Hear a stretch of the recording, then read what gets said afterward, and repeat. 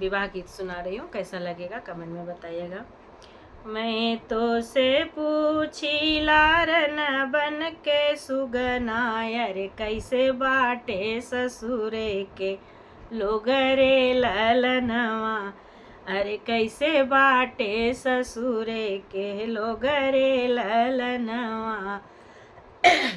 मैं तोहसे पूछी लारन बन के सुगना, अरे कैसे बाटे ससुरे के लोग रे ललनवा, अरे कैसे बाटे ससुरे के लोग रे ललनवा।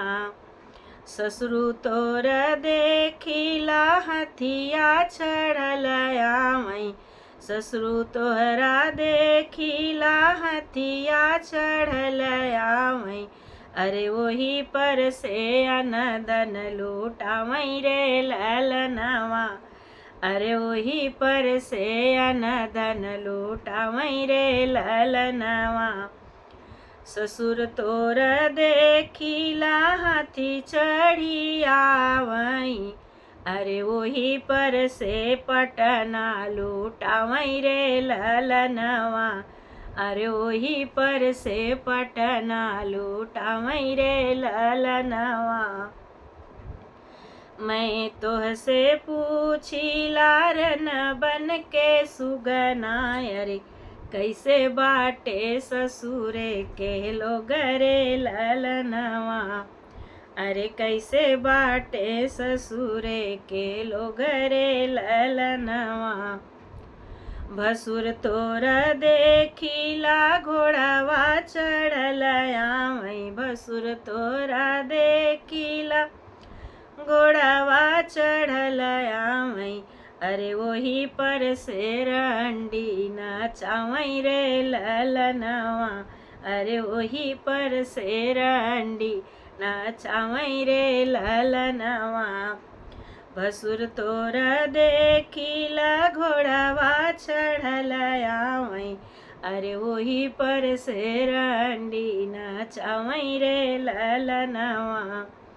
मैं तो से पूछी लारन बन के सुगना, अरे कैसे बाटे ससुरे के लोग रे ललनवा।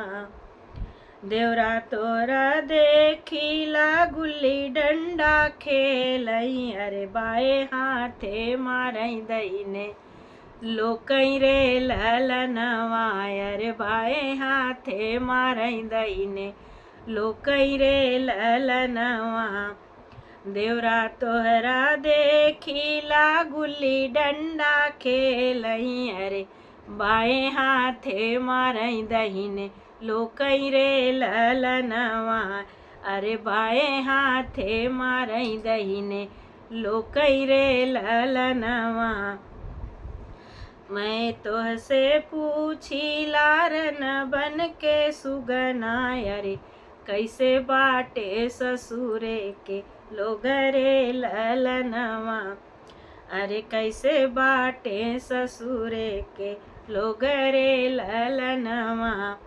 सैया तोर देखिला पढ़त आवै, सैया तोर देखिला पढ़त आवै, अरे मुल्लू झिले इम्तिहान रे ललनवा, अरे मुल्लू झिले इम्तिहान रे ललनवा। सैया तोर देखिला पढ़तई के आवले, अरे मुल्लू झिले इम्तिहान रे ललनवा। मैं तो से पूछी लारन बन के सुगना, अरे कैसे बाटे ससुरे के लोग रे ललनवा, अरे कैसे बाटे ससुरे के लोग रे ललनवा।